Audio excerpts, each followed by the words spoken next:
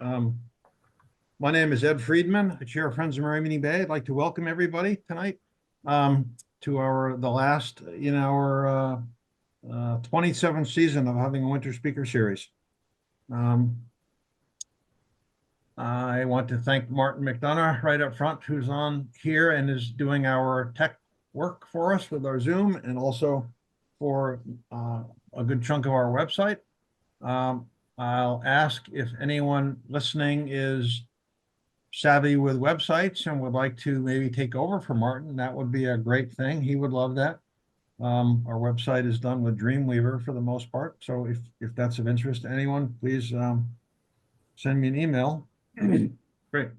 So yeah, so we're a very unique group in Maine and even across the nation in that we take a holistic look or a holistic approach to environmental work and protection. Combination of these four things, predominantly research, advocacy, conservation, and stewardship. And a few slides about each here, or slide about each. Most of our research is on the website. We've been doing ongoing bald eagle surveys for years, aerial surveys, used caged mussels as biomonitors to determine whether pulp mills were still discharging dioxin after they changed their processes. We also located PCB hotspots in the Kennebec, primarily responsible for fish consumption advisories. A very cool circulation study on the bay that you can find on the web, and you see animated buoys zooming all around. Archaeology over the years, especially with lands that have been protected using Land for Maine's future money. We are going to be doing some archaeology this summer, which hopefully I'll remember to mention here a little further on. And much of our research informs our advocacy, some of which is pretty hardcore, doing a lot of work, both research-wise and advocacy with PFAS chemicals now, in large part from the former Brunswick Naval Air Station. Do a lot with fish migrations and fish passage. And a lot of that revolves around fish mortality. And right in our backyard, the Brunswick Dam that many of you know about, Brunswick Topsom Dam, is up for relicensing in 2029 with the Federal Energy Regulatory Commission. And that process has begun. It's about a 5-year process. And the fish ladder there is, probably 90% ineffective, 100% ineffective for shad, probably closer to 80% ineffective for other species. And then downstream mortality can be a big problem as well. In that case, the downstream passage is an 18-inch pipe located between two turbines. So hopefully that'll all change in the relicensing of the dam. We have an active education program, less active since COVID, but we do work in the schools, and we are back to doing outdoor bay days where we have kids coming and getting really dirty and having hands-on environmental education, as these pictures sort of show. And our spring bay day, first one since COVID, is next week on Tuesday down at Chop Point School. Got about a little over 100 kids coming. We had 250 last fall. Well over 1,500 acres of high-value habitat protected, and most of it high-value habitat, focus being on wildlife as opposed to recreation. That's ongoing. Got a couple easements going on right now. If you like the program or want to see any of our other programs, we do record these. And if you go to the website, the homepage is friendsofmiramichibay.org or f1b.org, and scroll down on the right side, see an education section, and down under there are different links, and there's one for speaker series videos. And we have about 10 years worth that are recorded and available online. This was our series for the season. Obviously, this is the last one. So we will be having a summer outdoor series of, maybe six or 8 events, maybe during the summer. And one of those will be a archaeology dig, we believe. And it'll be a phase 1 survey. So we'll be digging a bunch of pits along a transect. And there is for sure on the site, which is in Bodenham on the banks of the Kennebec, an old brick kiln area. Lots of brick there, but there's also a really cool ridge that I think will be a likely prehistoric site. So That'll probably be some Saturday in July. And if you're on our list, you'll get a postcard with the speaker, with the summer schedule on it. So our speaker tonight, Linda Novak, is director of Old Fort Western, and she's a graduate of the University of Maine, the BA in anthropology. One of her earliest excavations was Fort Western back in 1983, before she headed down south to the College of William and Mary in Virginia, where she earned a master's in anthropology, specializing in historic archaeology. And Linda spent 11 years in Virginia working for the James River Institute of Archaeology, supervising the recataloging of the Jamestown ceramics and the collections in Yorktown, including the Poor Potter Kiln site, Yorktown Battlefield, Nelson, Smith, and Ballard houses, and the Great Valley Road archaeological collections. She then joined Colonial Williamsburg as assistant conservator and then assistant curator of archaeology before moving back to where? Back to Maine. And in 2010, Linda came full circle when she was hired as director and curator of Old Fort Western. And we're so thankful to have you here tonight, Linda. Really appreciate that and appreciate the work you're doing up the river from us. And with that, I'm going to let you share your screen and we'll see if this will work. Go for it, Linda.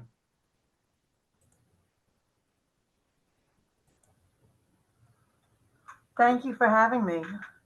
As you just heard, I've now been connected with Fort Western for 41 years. It makes me feel old. I should say we're not seeing the screen. You're not seeing it? Nope. I just clicked it. I hit share. I see it. Someone sees it. Oh, now I see it. I'm seeing that you're Okay. there we go. Yep, great. Okay. So I've been connected with the fort for 41 years, and it's actually been a passion of mine because it's such a unique place. But this talk could actually be entitled the 17th and 18th century along the central Kennebec, because Fort Western did not exist by itself. It was part of a bigger picture. And I hope to convey that with this slideshow. First, I want to share with you my favorite quote. There is no history, only fictions of varying degrees of plausibility, from Voltaire from 1694 to 1778. And I want to just briefly go through how we know exactly what we know. That everything I'm going to tell you, we have multiple sources for. And I hope to educate you a little bit about those sources. Good historic interpretation weaves a story around facts, and the best historic interpretations of history combine three sources of fact: written record, oral history, and material culture. Written documentation consists of primary documentation and secondary. Primary documentation is first-person accounts that are written by the person who the event happened to it, and diaries, journals, letters, maps, etc. Secondary are those like second and third person accounts. And you got to understand that everything written, it's only those written documents that survive that we get to see. You don't see the bulk of what was there. It's already gone. Oral history are stories of historic time or events passed down by word of mouth, usually connected with objects or places. And then objects. And these objects survive corroborate and give insight into historic times or events. They consist of historic objects and archaeological artifacts and evidence. All these together in the center, where they all meet, is where you get good interpretation. Now, is it 100% accurate? Probably not, because we don't know all the nuances.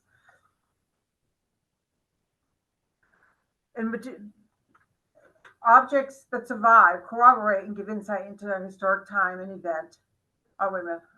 I didn't read in my revamp. The danger in historic interpretation is relying on any one source for your information. In written documents, you have to realize that we all see the world through our own biases, how we are raised, our political views, our socioeconomical place in society, our ancestry, and it all plays a part in that. Many firsthand accounts of events were relayed to people who could write. And who were these people? They were wealthy or religious. And they might have paraphrased, they might not have written word for word. And a lot of these written documents were written years after the event takes place, and either they become worse through time or lessen through time. And another thing you have to be aware of is that language is ever changing, and the meaning of words change through time.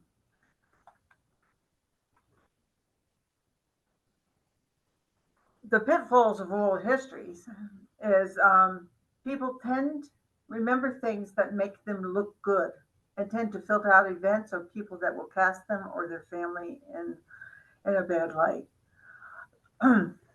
They also will filter out those facts. It's like the old telephone game. They'll filter out the facts they think are unimportant. The pitfalls of material culture is objects by themselves don't tell you anything. They have to be connected or tied to a person or place in history. Fort Western has a wealth of all of these sources. We have the original garrison built in 1754. We have many of the original documents. We have muster rolls, orders. We have addresses from Governor Shirley about the building of the Fort Western. We have correspondence, maps, and we have the Howard account books. We also have a lot of family descendants who possess objects and stories that corroborate and add to the written and material culture. Such as these came from the family. This is a dish that was reported to be owned by Samuel Howard, and here, who the son of William Howard. And it's the first image we have, and this is his silhouette. We have archaeological evidence and artifacts that corroborate both the written and the oral history. So we have the collections of, I'd say, 5 of the top 10 archaeological sites on the central Kennebec. We have the Cushnock, the Plymouth Trading Post of 1628. We have the archaeological collections of Fort Richmond.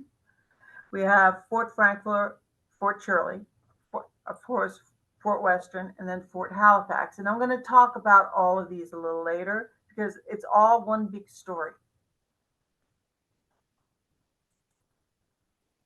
So again, best historic interpretation is when all these meet in the middle.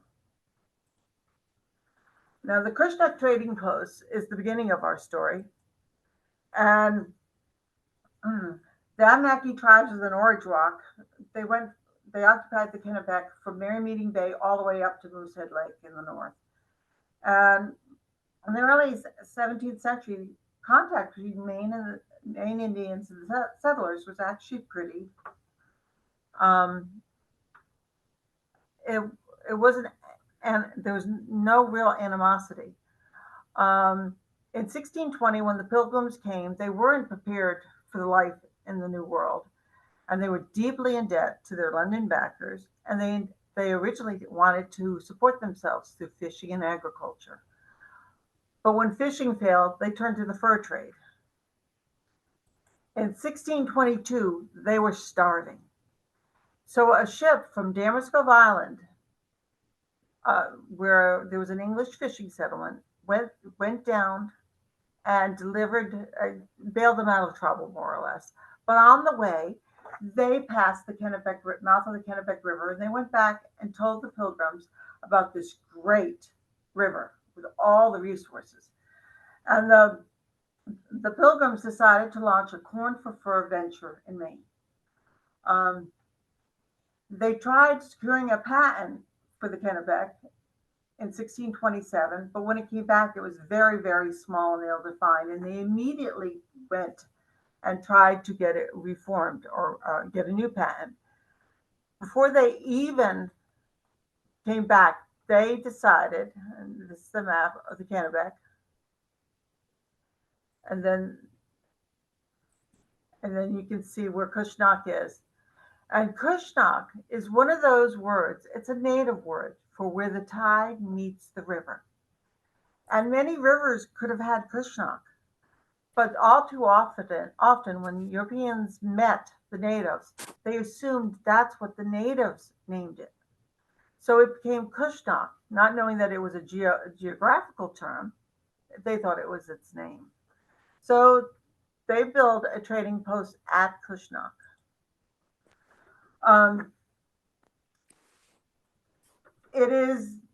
They also built three other. They built others. They built one in Pittston, Numcake, and one in Taconic, which is where Winslow now is. Kushnock is their most successful one because it's right where the tide meets the river current, and it's the major intersection of the native trade routes, going down to the coast or coming up from the coast. So by 1636, they earn enough money just on Kushnock to pay back their London backers. So it was very profitable for the Pilgrims. It starts waning. There's overfishing. There's overtrapping, and what really kills it is there are two other patents, Clark and Lake, and their patents are above the Plymouth patent and below the Plymouth patent. So when the natives came up the river, they hit a Clark and Lake trading post, or came down the river, they hit a Clark and Lake post. So by the time they got to Kushnock,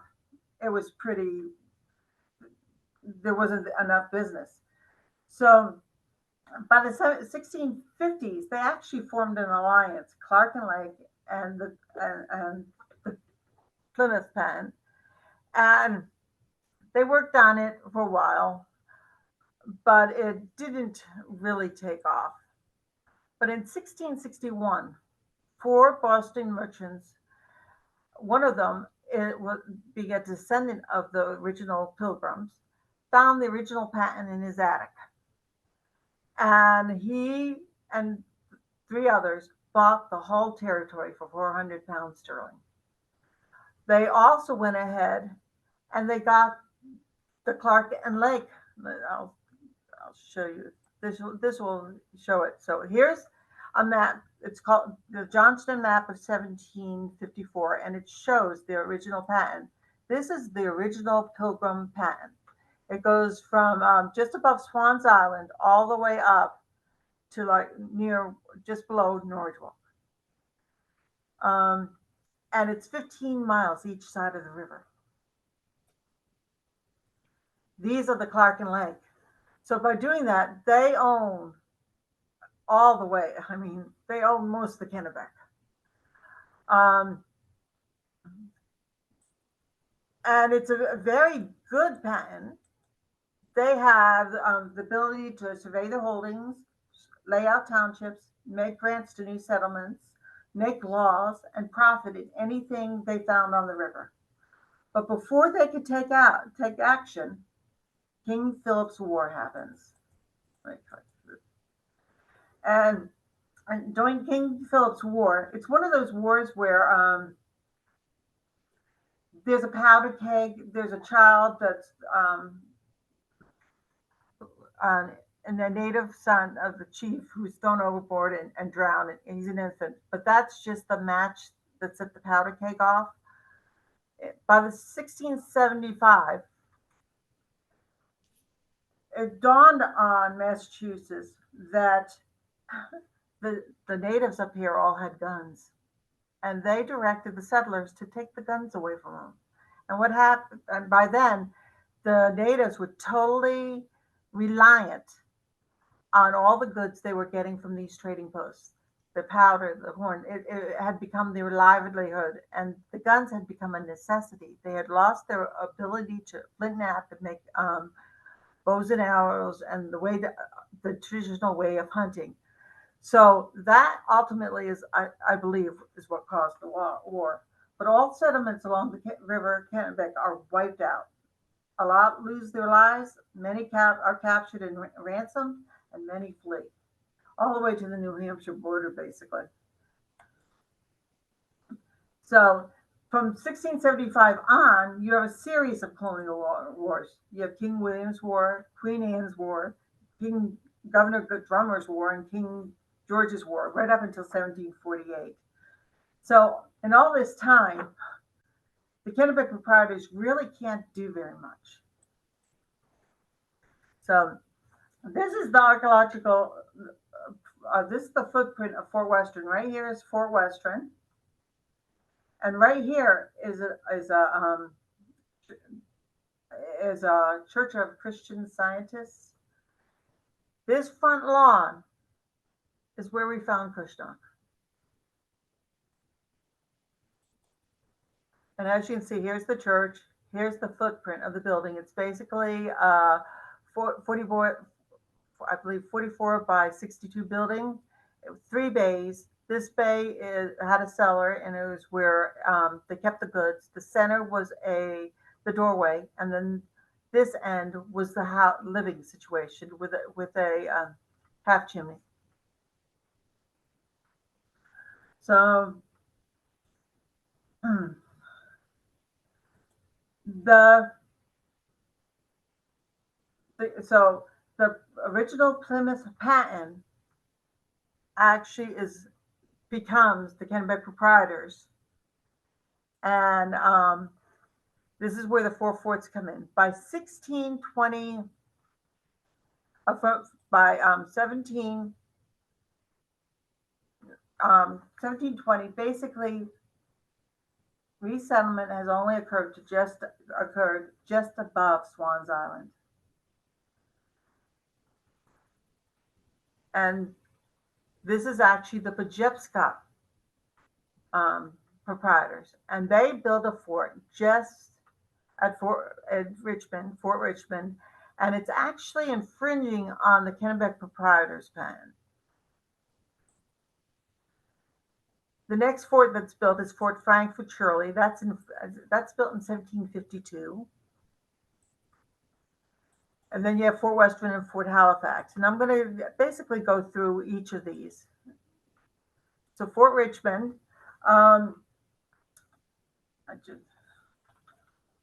just so you know, by 1726, there's only an estimated 289 warriors left on the Kennebec River. So basically, here's an old map, and here's Swans Island, and you can see where they built Fort Richmond.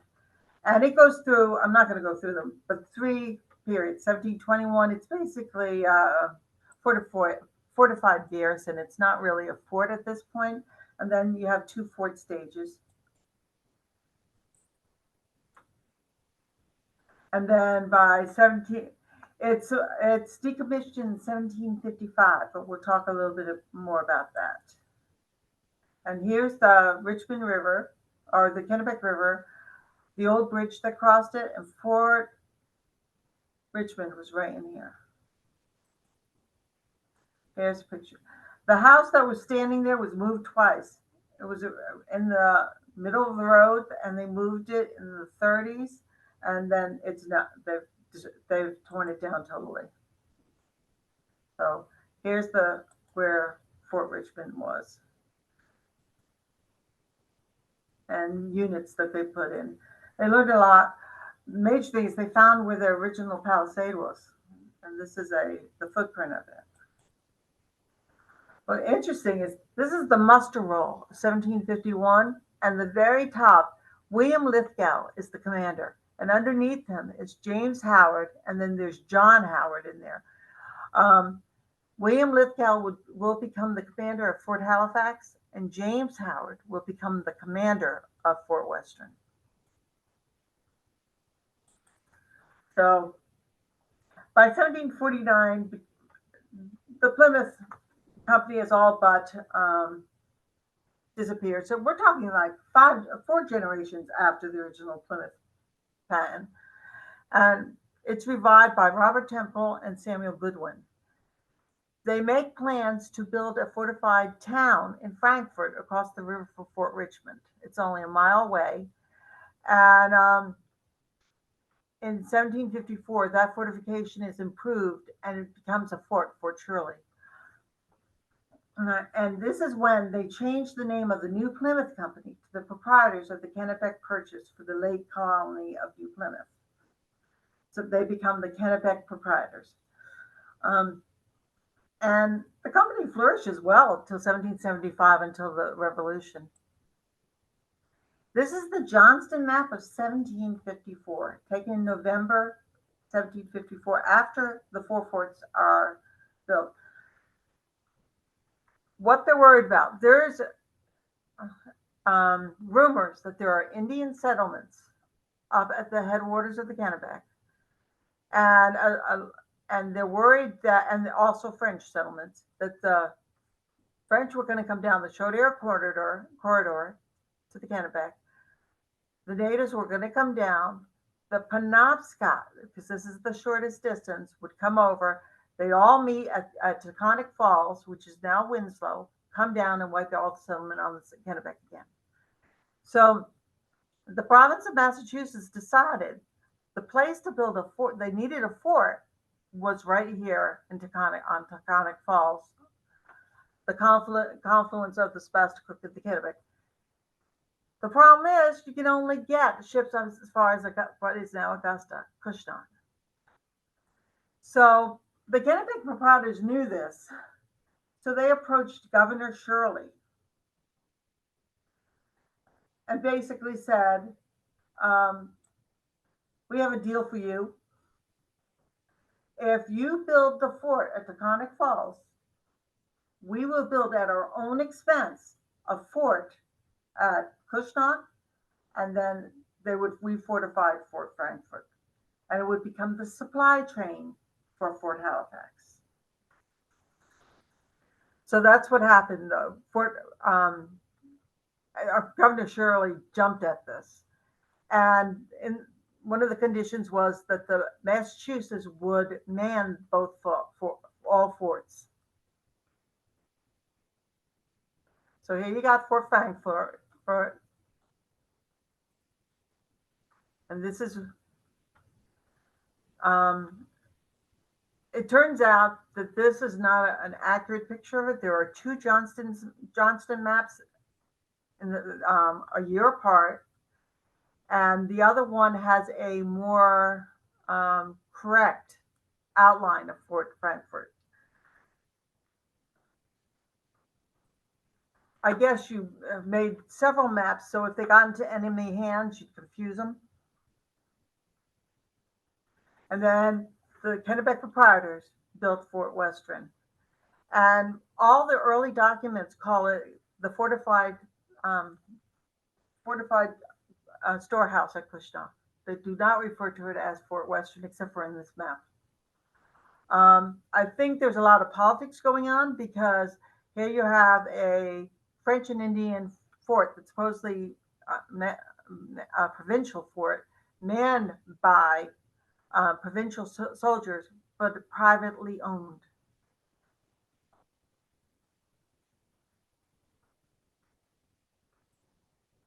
So then Fort Western. It turns out this rendition of Fort Western is dead on archaeologically. So resettlement happened, and then Fort Halifax started out, the Winslow plan started it as a star-shaped fort. But when Lithgow, in 1755, Fort Richmond is decommissioned, and the men are sent home or divvied up between Fort Western and Fort Halifax. And the ordinances are divvied up between the two of them. So as soon as Lithgow gets up there to take over, he says this fort is not going to work, and he comes up with a different plan. So Massachusetts built the fort at Taconic. First, we'll talk about Fort Frankfurt, and that's the rendition. In the 1990s, under James Lehman, they did major archaeology there.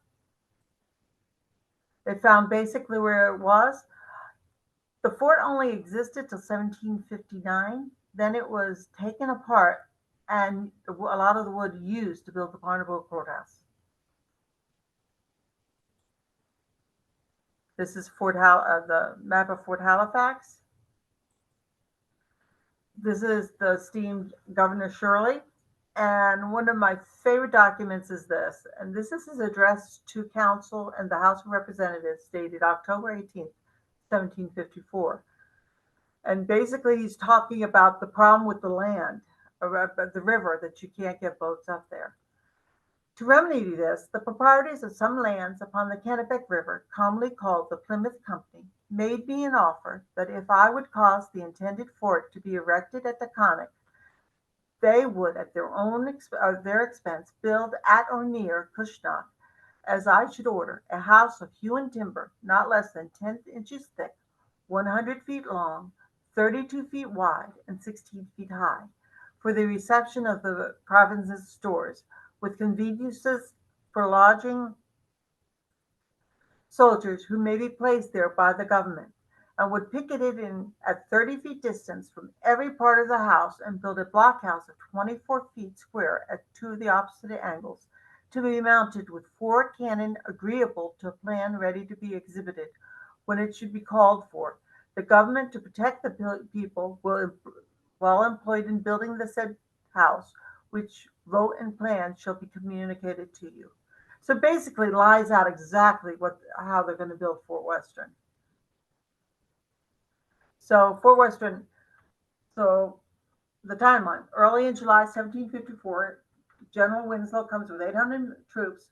They arrive at Cushnock and begin work on Fort Western. And the builders are the Gusham Flag Company out of Boston. It's a house freight company. And they're the ones who build all 4 forts, or all 3 forts.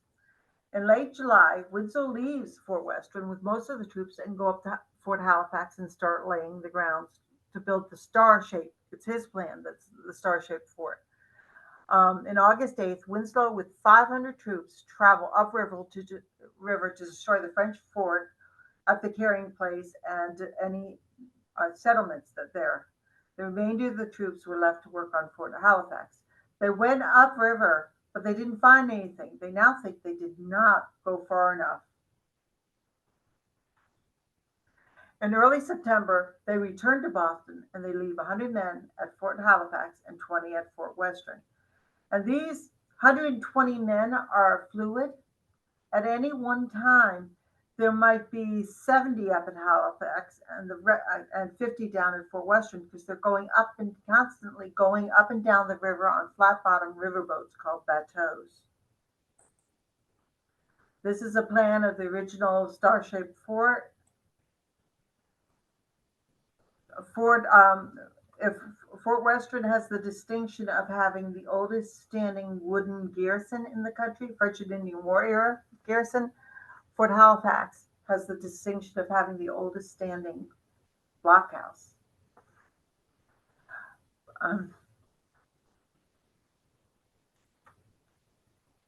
In 1987, the Great Flood of 1987, it was picked up and swept away. And they retrieved most of the pieces, but they didn't know exactly. They wanted to put it on the correct spot, so there was a major archaeological excavation for it. And this is what they found. They found remnants of the star-shaped fort, but then the fort that it turned into. And this is that blockhouse right here.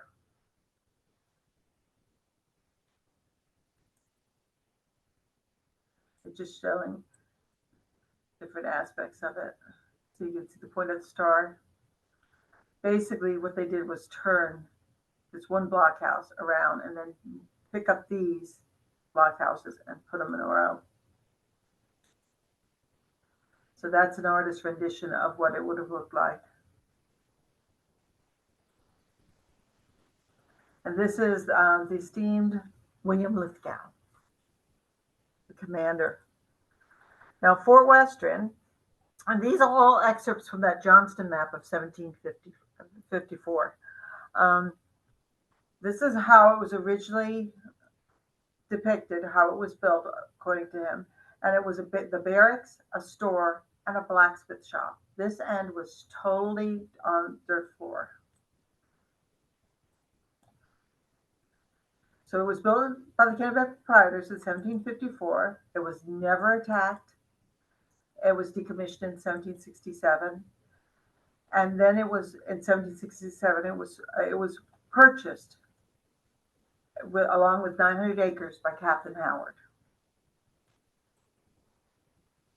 So this is the archaeological excavations of it. There were early excavations in 1973 by Bruce Bork and then Bob Bradley.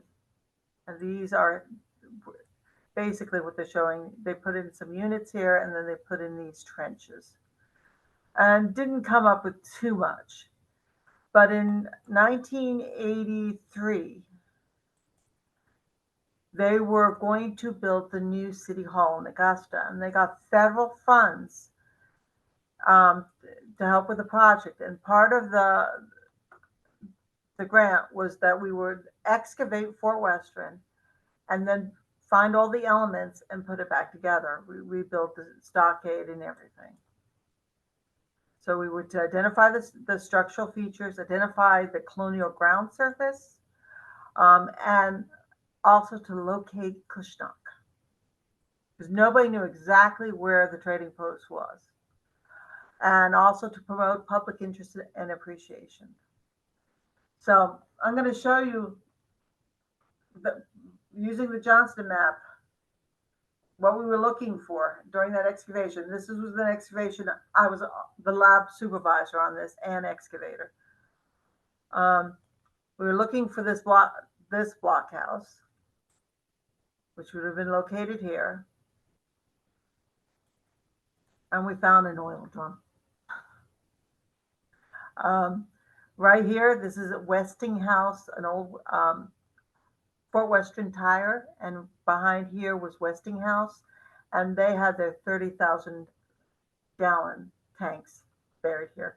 So it was gone. We have no evidence. Then we wanted to find this inner palisade, because it's a two palisade system. You have the inner one and an outer one, and the outer one have open pickets, and in between is called the killing field.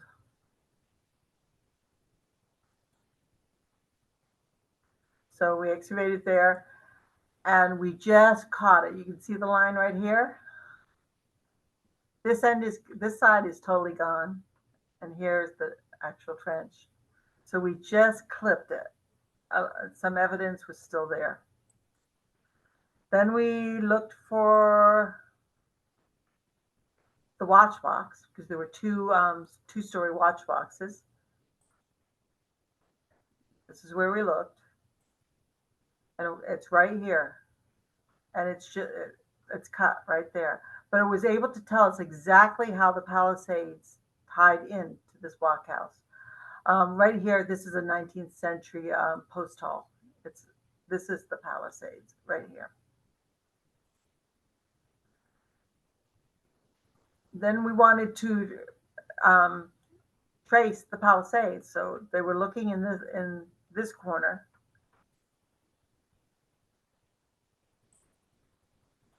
And we came right down on it. These are the excavated post halls. And you could just see the stain of the soil that they dug, the trench that they dug to put in those posts. But it confirmed that it was a series of there were king posts followed by regular posts. And at the very bottom of where the king posts are rocks to make them straight. Then we located colonial, the trash scatter on colonial surface. Let me know if I'm going too fast, or and we excavated right here. And right here, we found the colonial surface right here. It's 3 feet down. This is all overburden from the 19th century.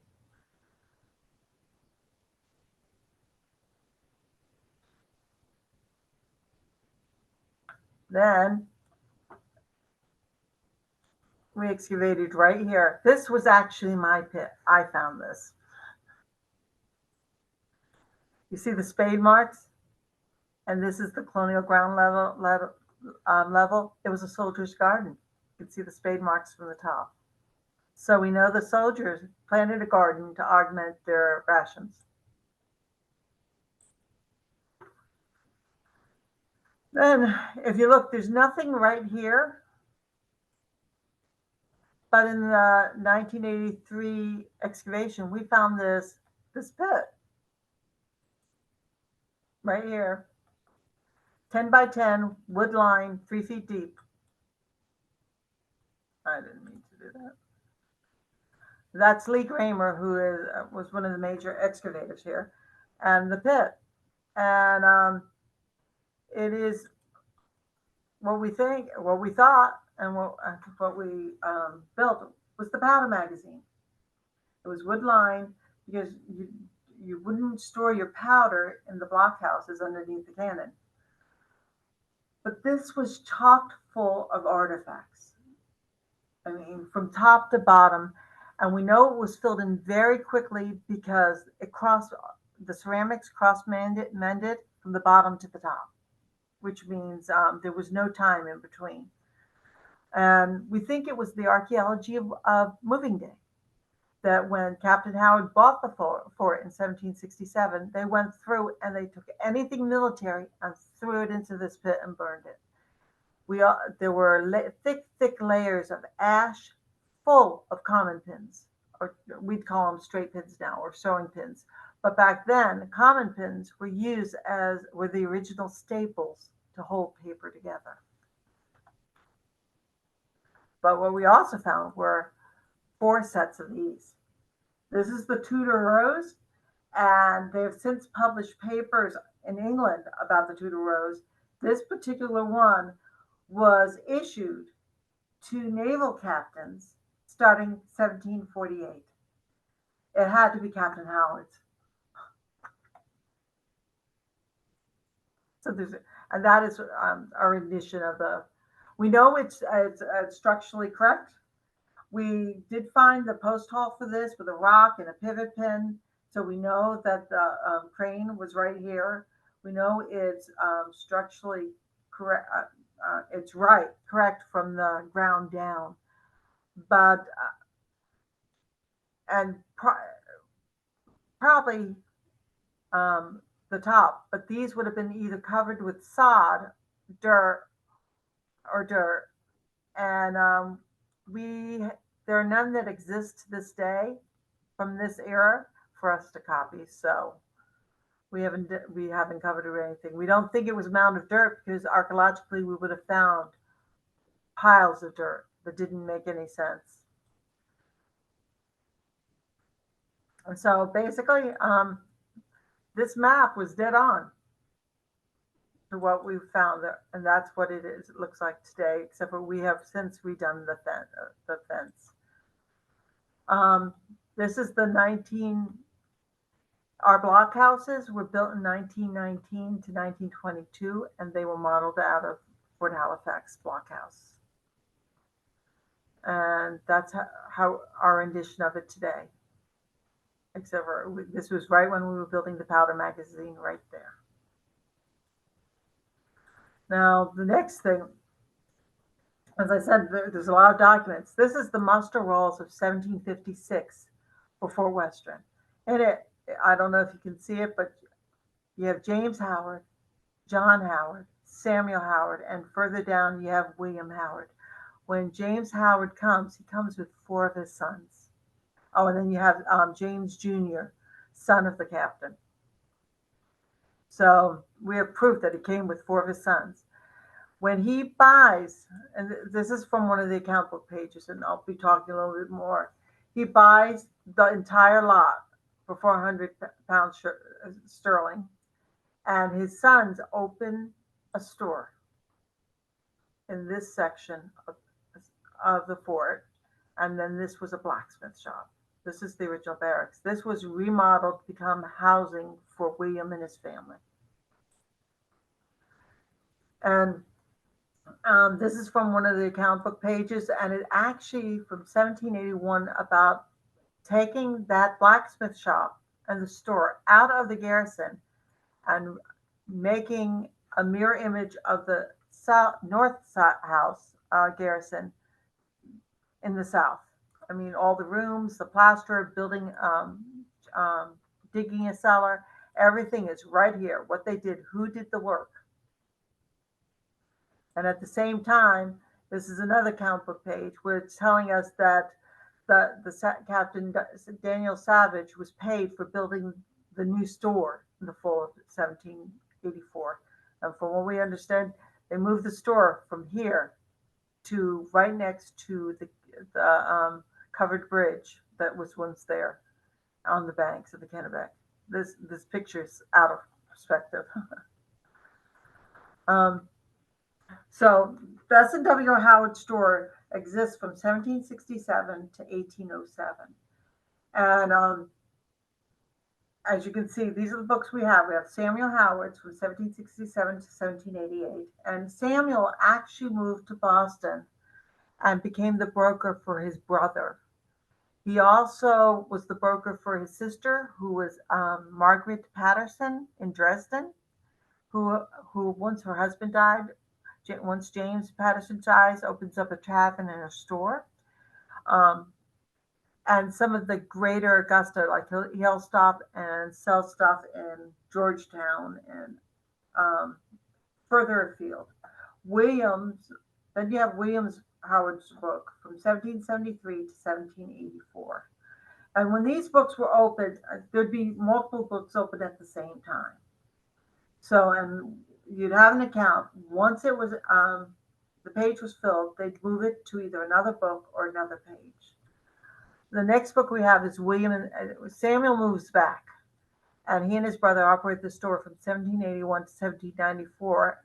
And then the next book is 1792. These 2 books are together. I mean, I have a solid block of everything they did from 1781 to 1792. And then the last book is 1803 to 1807.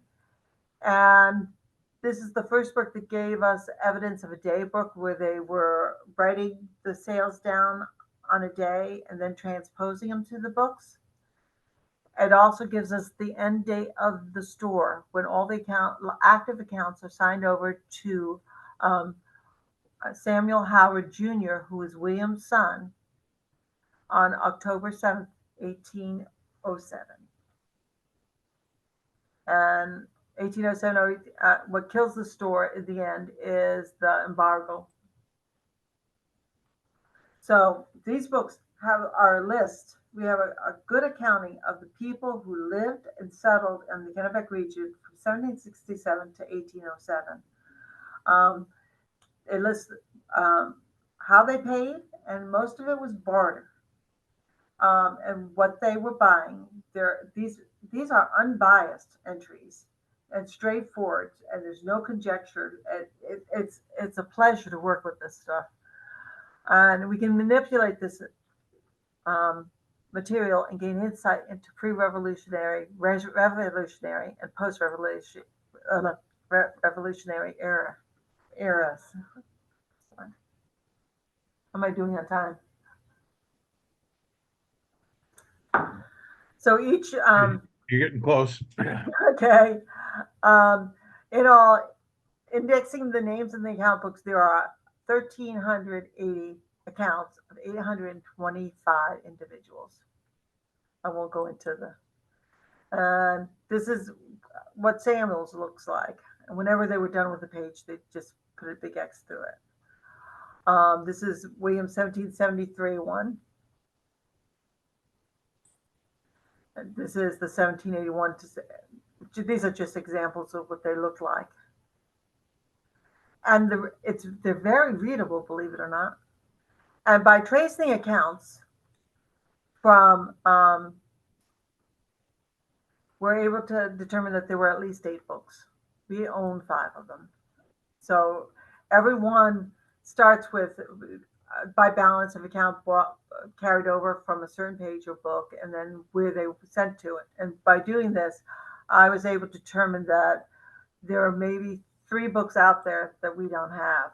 And one of them, unfortunately, is predominantly 1776 to 1781, the Revolutionary years. So this is just, we had entered 6,000 entries, and just to find out what the store was doing. And basically, it was a tavern and social gathering place. They bartered for goods. They bartered for services. They were bartering for blacksmithing services. They did blacksmith repair. They were a lawyer service, and they acted like a bank. There's also records of ships disbursements, and it turns out and some of these are the earliest shipping records, or even earlier. Here's an example than what the Maine Maritime Museum has been able to trace. They also list other accounts and projects. And I already showed you one. I showed you the, we'll skip that one. The bill of sale for the house. And it's funny because he pays $400, but then he has to pay $1,000 because you shortchanged him $100. So at the same time, it's a store. It's a home. William and his family lives there. His brother eventually moves back and lives with him until his death in 1799. And from that, we get a really important document, the probate inventory of Samuel Howard. Because Samuel and William owned the store together, they inventoried everything and then split the value in half. So we not only have a good idea of how the rooms were laid out, because I don't know if anybody knows, probate inventories would start in one area, one room, and just list everything in that room and go from room to room to room. And you can literally map out uses of rooms. And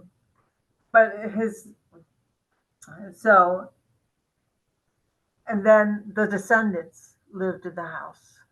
And one of the descendants was through Margaret Patterson in Dresden, which is the Gannett line. And in from 1752 to 1920, Fort Western is a tenement. And that's one of the reasons it survived. Everything else is gone except for the main building. And according to the Kennebec Journal, it becomes the mean part of town. And to the point where in the 1880s, they have the City of Augusta Police Department, Fire Department come and burn the last remaining blockhouse down because it's where the men are meeting to gamble and drink. But the first police officer killed in Augusta is he's shot in the south kitchen of Fort Western.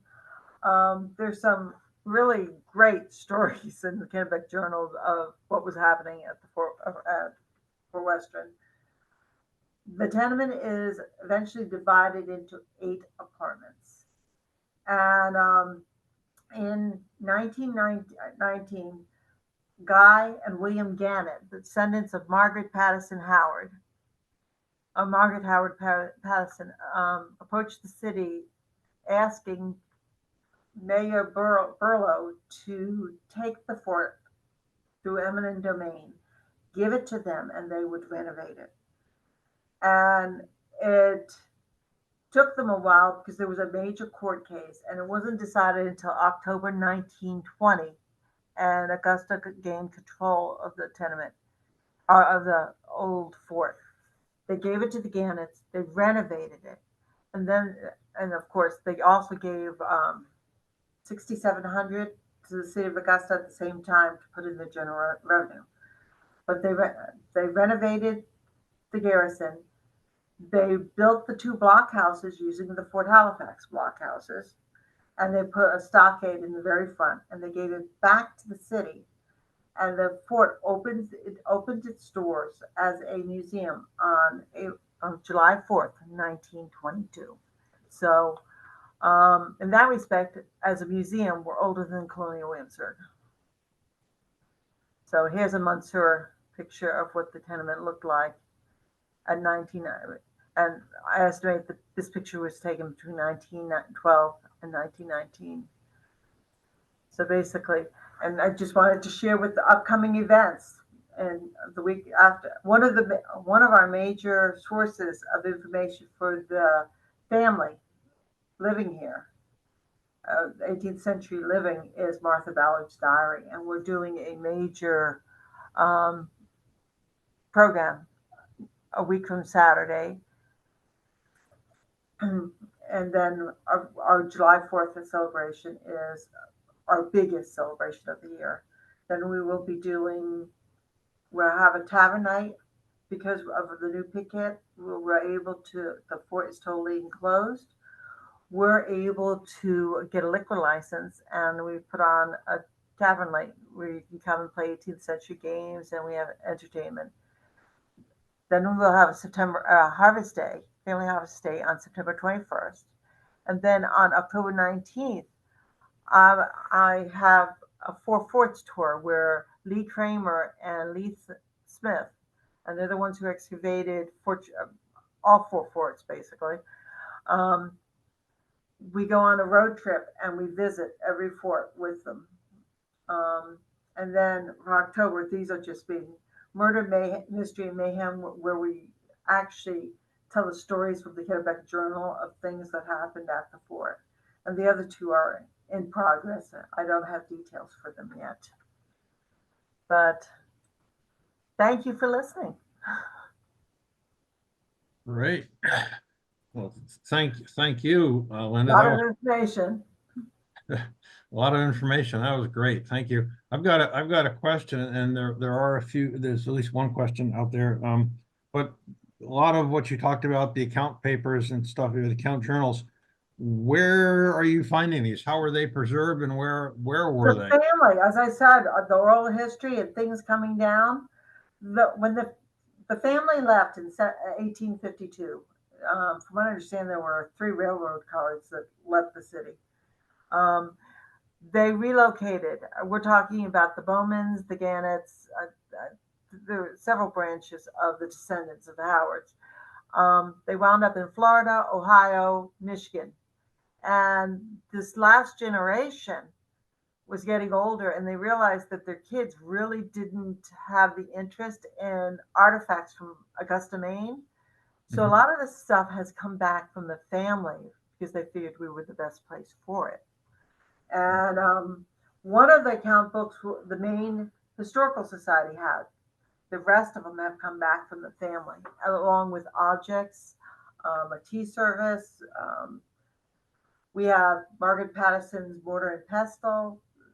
But so how we have it set up is the north end right here. The north end of the garrison is actually a museum with objects that the Howard family owned or might have owned from the probate. We know what was there from the probate inventories. The south end is our teaching center. It's a lot of it's hands-on reproduction. Did that answer your question? Yeah, I guess, and I guess to follow up, when was that happening over a long period of time, or was some of these things? A lot of this happened since 1988 when we were through with the excavation, and they were building City Hall. They were renovating Fort Western, trying to fix structural problems that were showing up. Mhm. And that's when we formed the museum and then the living history section of it. Okay. And the fort was chock full of artifacts. For years, it had become the attic for the city of Augusta. Okay. So instead of throwing something away, people gave it to Fort Western. Mhm. So there was a complete Swiss painted, hand painted bedroom set in the place. So starting in 1988, the old, Friends of Old Fort Western was formed, and they were taking these objects and they sold them at auction. And it was the beginning of the Old Fort Western Fund. So they Okay. deaccessioned whatever did not. Fort Western was not the venue for showing those objects. Yep. Okay. John asks, after dig, what do you generally backfill with? The original material or some other, The sand or original something? material. Okay. All right. And somebody's asking, what's the best way to get in touch with you? Do you want to tell people your email address up at the fort or something like I'm that? linda.novak@augustamane.gov, or else our website is oldfort@oldfortwestern.gov. That's the fourth email. And our website is www.oldfortwestern.org, or else you can get us through the City of Augusta website. Okay. Do you want to say those again a little more slowly? I'm sorry. Um, um, the Linda.novak@maine.gov, right? and AugustaMaine.gov. Oh, Spell Augusta. that as one big word. Okay. Right. Okay. And your fort website again? Oldfortwestern.org. Okay. Or click on City of Augusta, and under departments, community service, Old Fort Western is right there. Great. Okay. Not seeing any more questions come in. There's a thank you from somebody. Everyone says thank you. I know that. Yeah, so I'll say it again. Thank you. I hope some of the folks can join you at some of your events this summer. And, on that tour perhaps with, Lee and Leith, that would be great. Expect an hour. What's that? If you come for a tour, expect it to be at least an hour. Okay. Because my historic interpreters can talk. Yeah. There's a lot of history, a lot of objects to show. That's great. So, okay. I could have talked for 3 hours, but I'm sure, yeah. So, well, maybe we'll have a sequel next year. So, our speaker series runs from October to May, the second Wednesday of each month. If people have any suggestions for next season, we're happy to entertain those. And folks can email me at edfomb@comcast.net. And we'll go from there, and hopefully we'll see some of you this summer. When we do that archaeology this summer, it's going to be a phase 1 survey. Spaces are limited and they will fill fast. So if you're on our mailing list and you get our postcard, and you're interested, you probably want to give a call, promptly when it comes. So thanks again, Linda, and thank you for letting me tell the story. our pleasure, and good luck to you up there, and we'll see you one of these days.